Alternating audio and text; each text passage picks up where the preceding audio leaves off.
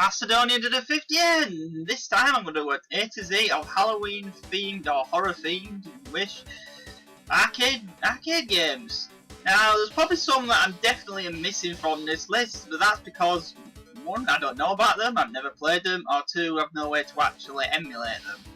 So that's why they're not included on this list. Well anyways, the first game as you can see here is Avenging Spirit.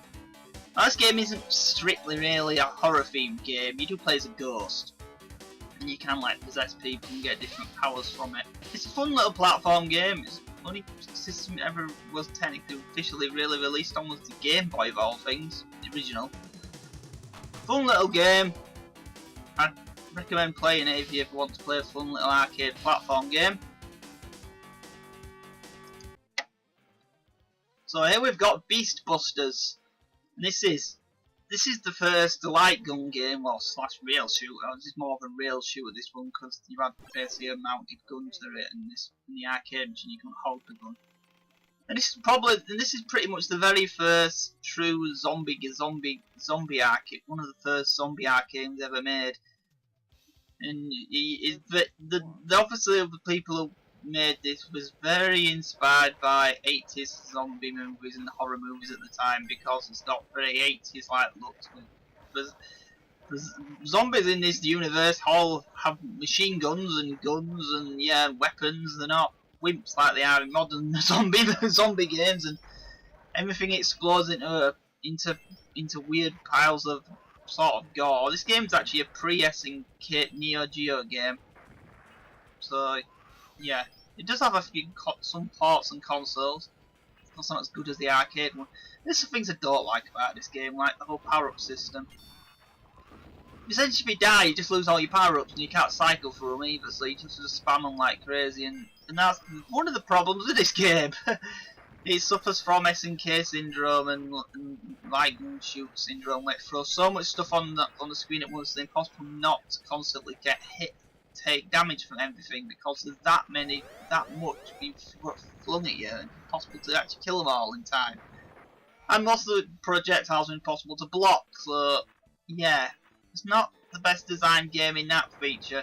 Also, when you get near the end of it, when you get the last level of the game, literally it's just a boss rush where you just fight all the bosses again. And they don't get any easier either. There's no enemies, I don't think, in that level whatsoever. And then the actual final boss at the end of that. But anyway, yeah, that's Beast Busters by SNK. Next is Bones Adventure. This one you play as a priest, and you have to go to the underworld. So essentially it's not, well, it's technically not truly a horror themed game. It definitely has elements of horror in it, so I'm counting it. It's also got some hilarious level descriptions. I mean, the Dead or Alive River, I mean, what? And the game starts off in a graveyard, so, and you literally are going into hell for the whole game, so yeah, it's a little platform game. It's kind of fun to play. It's got one-hit deaths in it. I believe this is also was released on the PC Engine in Japan.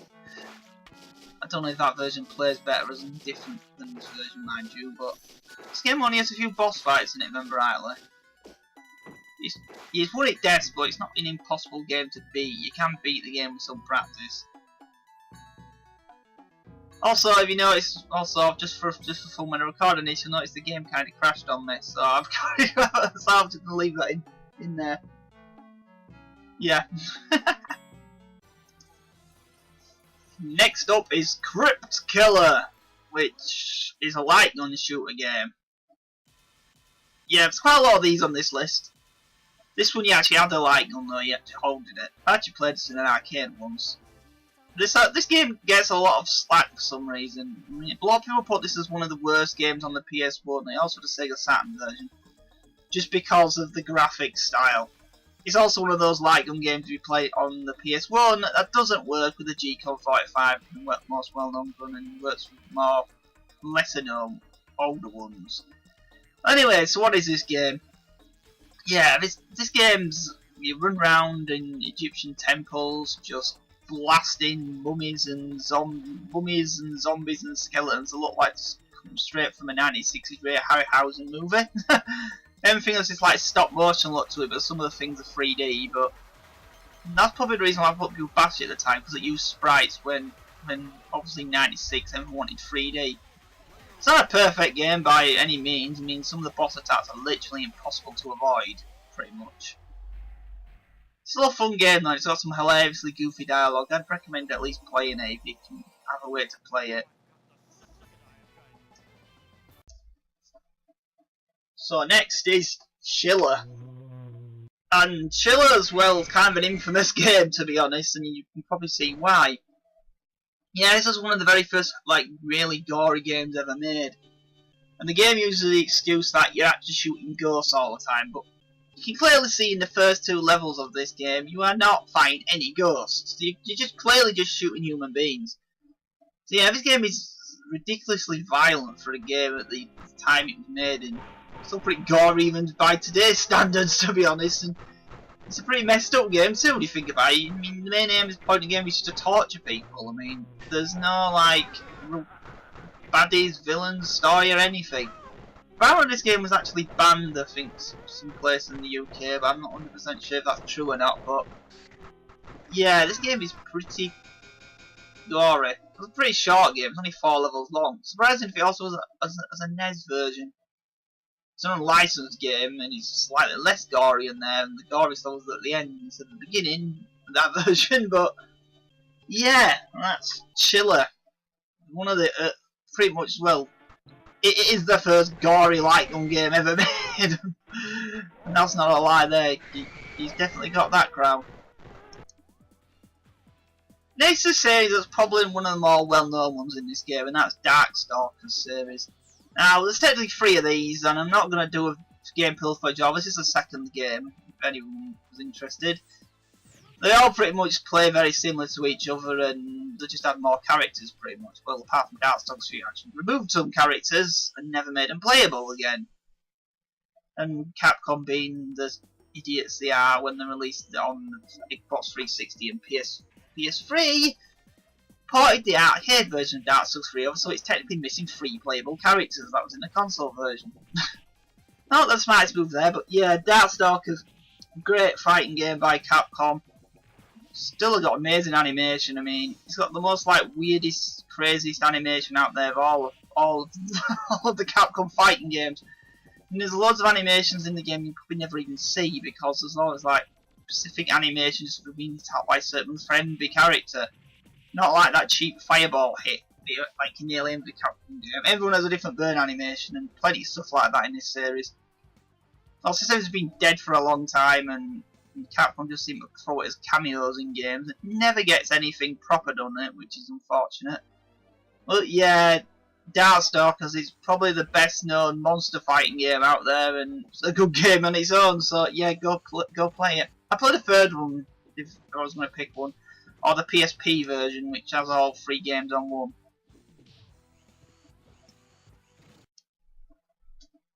Next up is Devil World. Now there's technically going to be 2 games in this one, but Devil World is the Japanese original, and in this one you start off with a gun, and it's kind of a bit like Gauntlet. You're constantly walking around, and you just have to shoot all the enemies and find the key to get to the exit of the level while shooting all the monsters. It's not the most deeply horror themed game in the world, but it definitely fits. So yeah, and you collect these little gem power-ups, and that lets you select a different weapon. Kind of like, so essentially just like Gradius, or Parodius, or lots of other Command games use this like power-up system. It's actually, I'm not the biggest fan of this game. I don't know why I have something about it that just doesn't do it for me. You can also jump in a game and it has like annoying platform to fall now. But then we go into the American, non-European version of the game, which is called Dark Adventure. And that version is, well, they've completely ruined it. So, the Dark Adventure has 3 playable characters at once instead of 2, like Devil World. What other differences is there? Well, here's the reason why they say, well, that's not a bad thing. Well, mostly all the guns in the Dark Adventure version have been removed, and instead your character starts with a sword, which is short range. You could say, well, that's not a problem. The level map, well, that's not. that makes the game harder, but it doesn't make the game impossible. What makes the game impossible is they've made the game like a maze structure where you can go around in circles if you don't go through the right door, which I don't think can happen in the Japanese version. There's also the fact, and this is really the big problem with this version, your health constantly drains. Now, there's no way to get rid of this. Your health in the American version is constantly always draining. Now, I think enemies can kill you about 1 or 2 hits to begin with. Also, the power-up bar system has been entirely removed, so you have to get a gun, luckily enough, in an item box, which they never show up. And even if you do get one, you're never going to have it very long because of the constant health drain system. So your health's constantly draining, and there's no way to fix it. I mean, it's just so cheap and unfair, and it just basically makes the game unplayable. That version unplayable. Also, that version has limited continues because. So yeah, good luck ever finishing it. If you're really gonna play it, play Devil World version instead. Next up is Death Smiles. Now this one's a bit of a more of a well-known one, to be honest. Well, since you can actually get this on modern systems, this is the most recent game on this list, and this game is definitely a Halloween-themed game. There's even Halloween signs in the game, so yeah, this is a bullet hell shooter by cave. It was a lot more beginner-friendly than most bullet hell shooters out there. I mean, this one's actually doable. You can actually do this one fairly well. If you're not that good at these games, it never spams the screen too much on bullets. It only goes ballistic if you go into the optional levels, which aren't needed to be done, then the difficulty goes insane. But if you don't pick difficulty 999 or pick them, the game's a lot more manageable. Yeah, it's a great game as well. Yeah, Death Smiles, I'd highly recommend playing this one for anyone pretty much. If you want to get into shooting games, this one's a good one to start with because it's fairly easy. Ish, anyway. Next up is Demon Front, and Demon Front is a Metal Slug clone by IGS. It's got very nice graphics like Metal Slug. It doesn't have grenades like Metal Slug. Instead, you have like a familiar, which you charge up to do an attack. You can use it as unlimited times. So it takes like about 2 seconds to charge up, and you just spam it. Each character has their own. Also has some kind of like level up system in the game. I don't know how it works. I mean, you get skulls sometimes for killing enemies certain way, but you get hearts for killing them other ways. And I think whatever this, I don't know what this does, but I think maybe this triggers off certain different bosses because this game has, I don't know, I've played this game multiple times, and every time I play it, I seem to get a different final boss. So there's multiple different final bosses in this game, but the rest of the bosses seem the same. I'm not 100% sure what the level up system does. I think if you're familiar, you've got following, you get slightly more powerful the further you get in the game. But that's about all I can really say about it. I'm not 100% sure it does, but yeah, it's a great fun game, and most people have never heard of it. So yeah, I'd recommend playing this one. So the next one is Demon's World, or Horror Story. Now this one's like a side-scrolling game where you play as which is obviously a Ghostbuster, and you just shoot a bunch of ghosts, and it's quite difficult. You have a double jump, and you can shoot, but that's about it. I think the freeway shot's one of the best weapons in the game. If you pick up 3 of those 3 flashing peas that you get next to it, you get a 1-hit shield. And even if you die, you only have to pick 3 up, so and then be the last 2 you've collected, so that's one thing. It's kind of a difficult game, this one, to be honest. Interesting enough, if you're playing the Japanese version, you start at a different stage than you do in the American version. You play both the levels either way, but some of the levels play in a different order, which is kind of odd. Yeah, this was also available on the PC Engine, I believe, in Japan. It's an alright game, but I'm not very good at it, to be honest. Next up is Evil Stone. Now, this one's a bit of a strange one. I mean, this is kind of like a puzzle game crossed with like an action game. I mean, you play as this dude who looks like he's wearing the same outfit as Goku from Dragon Ball Z, just kicking everything to death.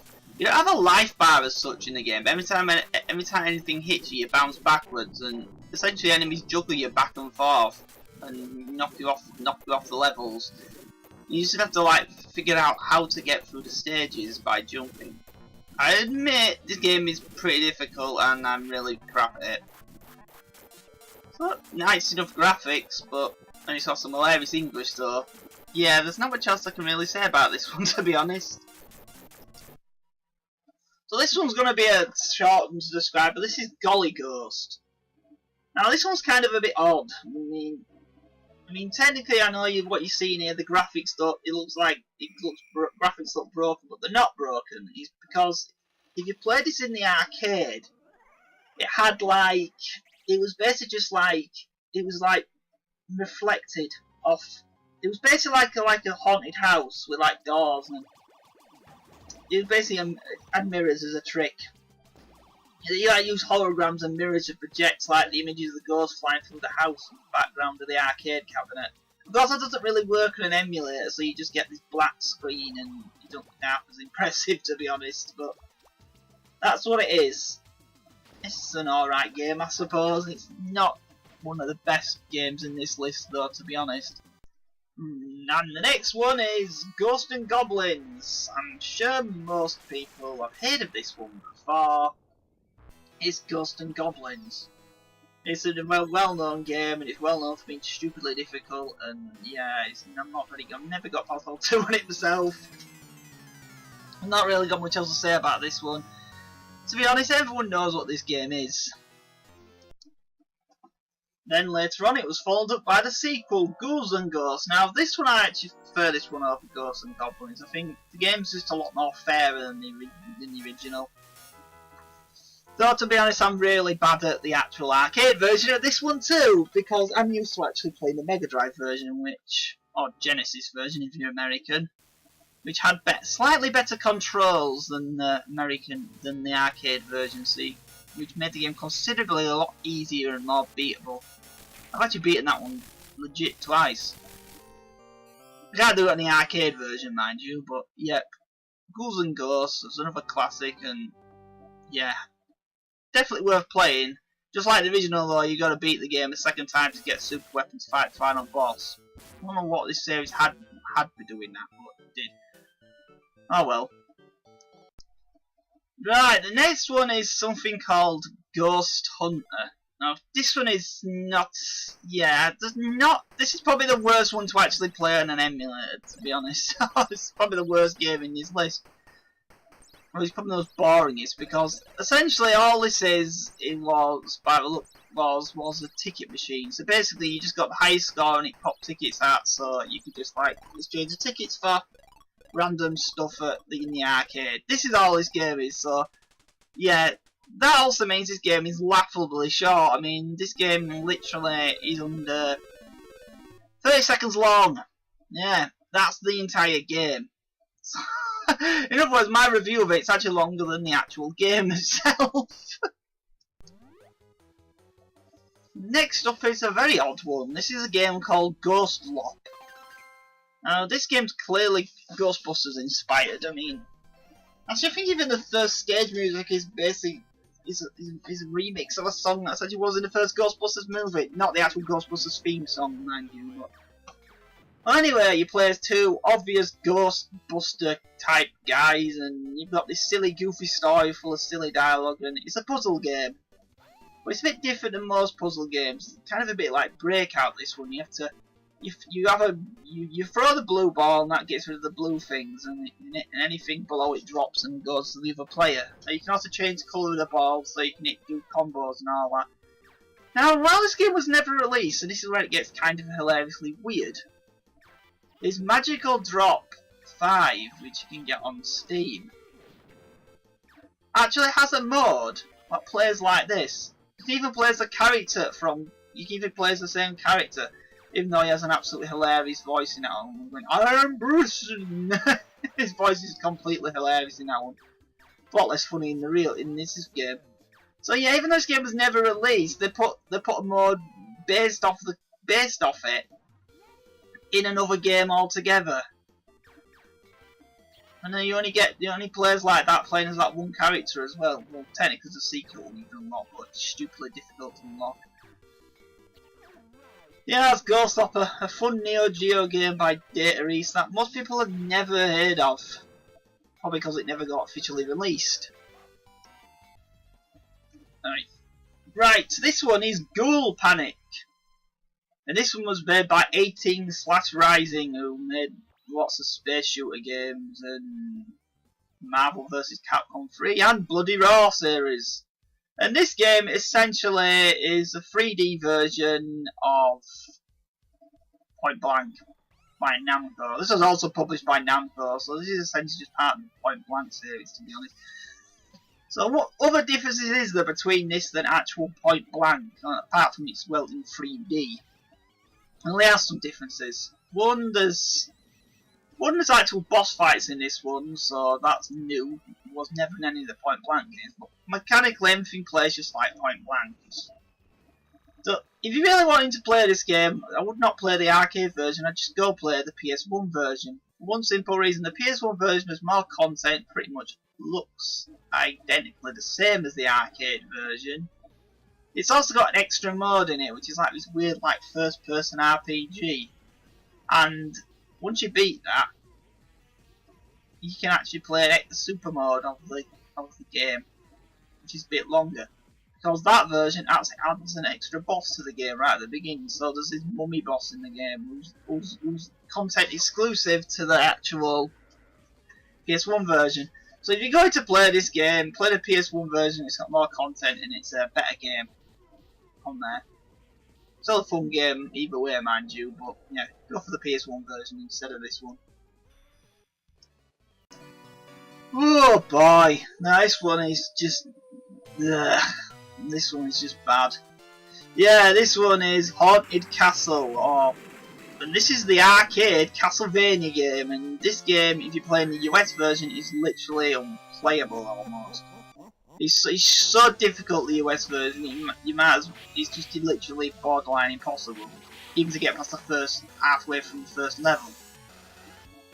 Because the Japanese version is hard as in itself, but that version just they just completely ruined it. Easily either way, it's still technically one of the worst. The only thing good this game ever did, well, I think it was the very first game with bloody tears in it. Didn't even get a painting with bloody tears in the game. But yeah, Haunted Castle, rubbish game. I'm playing the Japanese version here, so you can even see past this wall thing, because literally this wall kills in 4 hits if you're playing the American version, like anything does. Oh yeah, and it gives you limited continues because it's a troll game. Bizarrely enough, of all these ones, this somehow has a PS4 version. I'll never understand why they would want to release this, the worst game in the series, one of the worst games in the series on PS4, but not any of the good ones. Yeah, don't bother with this game. Play one of the millions of other better Castlevania games out there. So this is Laser Ghost, and this was by Sega in 1990. Now, the strange thing about this one is it's clearly inspired by the Ghostbusters, but at the time Sega was making an actual Ghostbusters game, so this is essentially a Ghostbusters game, but a rip-off version of the Ghostbusters. It's actually a pretty fun game, and there's lots of crazy things to shoot at and blow up, and loads of like madness and explosions. This is a really fun game. It does have a Master System version, but it's an entirely separate game and not related. It is a light gun game still though. It's kind of like the sequel. Kind of off that, but that's just how it goes. This version never had any console ports, unfortunately. I love the designs of it. It's got a very real Ghostbusters look to it, which is awesome. It all seems fairly easy for an arcade game. This is definitely one of those rail ones because you had a mounted gun, so it's not an actual gun to hold. But yep, this is Laser Ghost. It's a fun game. What else did I say about this one? Something else to say? Not really. So the next one, this is by far the earliest game in this list, and this is Monster Bash by Sega in 1982. Now, this one you play as a kid with a knife, and you have to light all the candles up in the level. Then you have to go. Pick up the flashing sword, and then shoot. Then you got one shot to kill the boss at the end, the boss enemy of the stage. And well, you see, the first enemy is Dracula. So once you hit him with a shot, he dies, and you go on to the next stage, and you just have to do like every single level. I've never actually got past level 3 myself, which is Chameleon Man.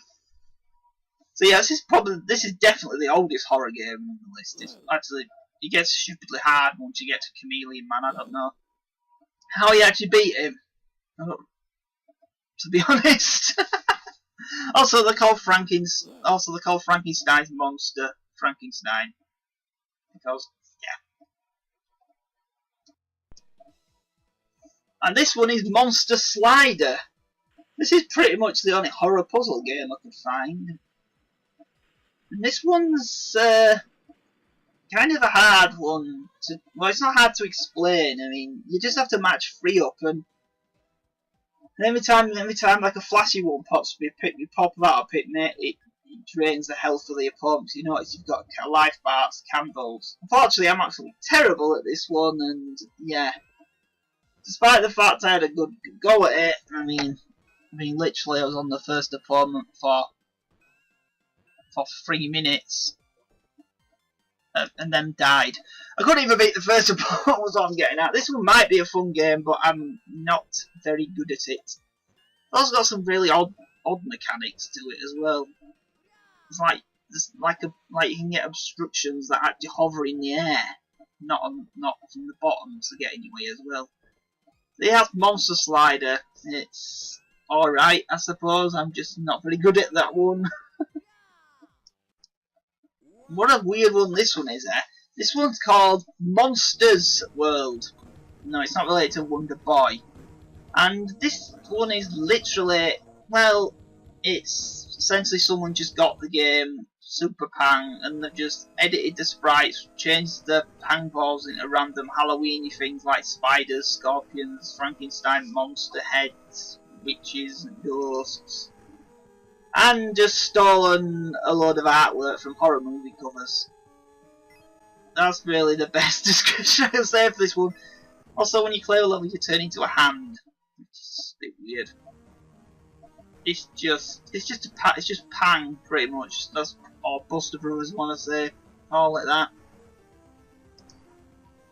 This is one I can't really say much about, and this is Quiz Ghost Hunter. It's yeah, you may have guessed it. It's a quiz game, and you answer questions to defeat ghosts. Of course, it's all entirely in Japanese, so I have absolutely no clue what any of them are typing in. I'm just guessing and just pressing A over and over again until we get a right answer. Got some fun little monster designs and all that, and probably the most oddest.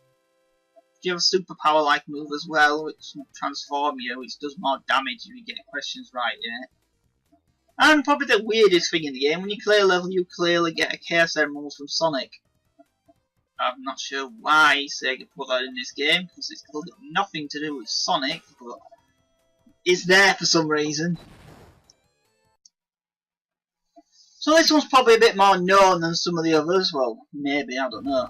And this is Night Slashers. Kind of a misleading title really, because despite the name Night Slashers, not a single character in the game slashes anything. They all punch everything, throw fireballs, but no one has a sword you play as. Well, anyways, you might be able to see Night Slashers is a beat 'em up game. A very gory beat 'em up game. Now I'm playing a Japanese version here because outside of the cutscenes, all the blood was changed to green outside of Japan in this game, so it looks a bit less gory. To be honest, it's still probably by far one of the most goriest beat 'em up games pretty much ever made, ever for the arcades. I mean, look at it. I mean, they really went an effort in making as violently gory deaths as possible. Oh yeah, look, if you look closely in the game, you get to fight a guy who looks like Simon Belmont for some reason. Yeah, this is a great fun game. So So here's a rather odd one. Well, it's not that odd in design. This is Nightmare in the Dark for the Neo Geo, and this game is clearly a Snow Brothers ripoff. It literally just plays exactly like Snow Brothers. The only difference is it's Halloween horror themed. It's also a very short game as well. It's got very nice art style though, and nice music. Yeah, this Nightmare in the Dark, I'm not much else to say about this. If you like Snow Brothers, or games like Boo Bobble or Tumble Pop, and games like that, you'll probably like this one. Next up is Shadowland Yokai. And this was by Namco. This game is, well, incredibly difficult. I can't even get past the first level in this game, and you play as a character who's clearly just a rip-off of a Guitaro from Gigi no Guitaro. Essentially Japanese monster show. He totally is that dude. He's not that dude. He's got a different name, but anyway. I'm really stuck at this game. This game is also available on the PC engine, and doesn't look much different on there, to be honest, than the arcade version. The game had multiple endings, and I have no clue how it checked the endings out, to be honest. I think to get the best ending, you have to do something ridiculous like clear the entire stage entire game without barely killing anything, which seems literally impossible. And if you're wondering, you wondered, this music sounds familiar. That's because it's in the it was used in Smash Brothers for a stage you could pick for some reason. Nothing else in this game was included in the game, mind you. So I'm not sure why it was there, but there it is. This is probably the most known game in this list. I mean, most people are going to think horror games and arcades. The first thing they're going to think is Splatterhouse. A game where you play as a guy called Rick Taylor trying to rescue his girlfriend from a guy called Frank West. No. Dr. Herbert West, not Frank West. Why would we be fighting Frank West? That's Dead Rising. Well, anyway, yeah. Everyone knows this game pretty much. Interesting enough, outside of Ghouls and Ghosts, is the only one in this list I've actually played on a legitimate arcade machine. I was very rubbish at it, to be honest. I couldn't even get past the first level, but oh well. Yeah, Splatterhouse is a classic that most people have heard of. So it's technically not technically the best game ever made. It's definitely, when it comes to horror games, it's one of the earliest horror action games ever made. And still surprisingly gory, even by today's standards. So yeah, everyone knows this game. It's Splatterhouse. Derp.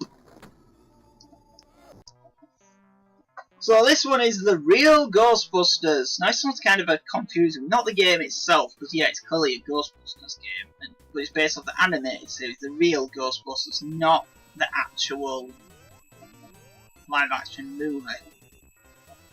This also originally was an entirely separate game. I've actually done an entire playthrough of this before, and there I show all the differences between this and the Japanese original version, which wasn't a Ghostbusters game, though you clearly played as a Ghostbuster in that version as well.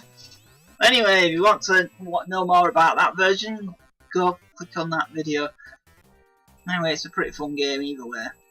Actually, I much prefer the Ghostbusters version because it's a lot more easier than the Japanese version. This one I'm kind of counting because it does feel Halloween themed, and it's called Satan's Hollow for one. I mean, at the same time when you play this, it just literally feels like the title game Phoenix. The only difference is the graphics are a bit more detailed, and instead of playing a space, you play as a cat what's shooting demons and dragons, I think. One thing I do find kind of interesting is the actual Satan in this game is kind of a pushover. He dies in one hit. Just like Phoenix with Shield in this one as well. Yeah, you'd expect for a game called Satan's Hollow, Satan to be kind of a tough opponent, but no, he's not. He's laughably easy, to be honest. Before we go on to the final game in this list, let's do some honourable mentions for games that, well, I had absolutely no way of actually recording footage for, so you're just going to have to hear my description of them, I'm afraid. So, right, number one, and this is the one I wanted to get the footage of the most, and that's Carnival. This was pretty much, in my opinion, Midway's last, game with a sense of humour, as such. And a thirdly weird game where you're in an evil carnival full of zombie clowns and zombies, and you just everything explodes into pools of gore. It was unfortunately never left arcades for no reason. I don't know any reason why, but the game used 3D models, still much better than PS1 models to be honest, but over FMV backgrounds and sometimes blended them in with the two incredibly well actually. Of course, being a midway game, it was incredibly like bullets spammy and incredibly difficult. You died in seconds. Now there actually was plans to release this out in the outside of the arcades. It was going to get a reboot, but instead people voted for a reboot of Area 51. To this day, I'll never understand why anyone wanted a reboot of that kind of mediocre arcade game to begin with, especially when this game existed, which was way better than what Area 51 should have been to begin with. Right, so other ones, there was 2 Resident Evil arcade machines. They look kind of rubbish to be honest, and don't look that good to me to be honest. There was a Silent Hill arcade game called Silent Hill The Arcade, which you may have guessed was a light gun kind of game. And obviously one of the most well-known was a game called Dark Escape, which actually the most modernist one that exists. No, it isn't going to be emulated yet. Which actually was like a jump scare, like horror, like house dead, like light and shooter like game. We even wore 3D glasses as part of the game. And probably the most well-known light gun series, another horror series, and probably zombie series out there. Yep, it's House of the Dead series. In my opinion, House of the Dead 2 is by far the best House of the Dead. It's actually up there in one of my favourite games of all time.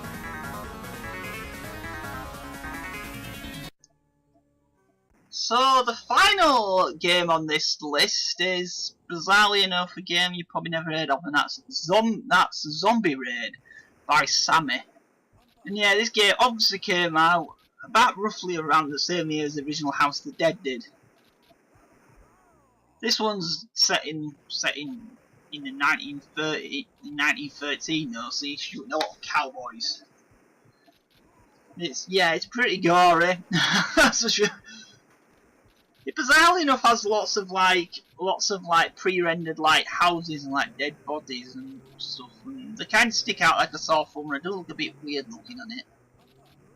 Also, one thing I will say about this game, if you are going to play this game, if you want to actually fight the real final boss of the game, you've got to find these 3 gems in all of the stages, and then put them in this door in the correct order. If you don't do any of these correctly, you instantly get a bad ending and have to do the entire game all over again.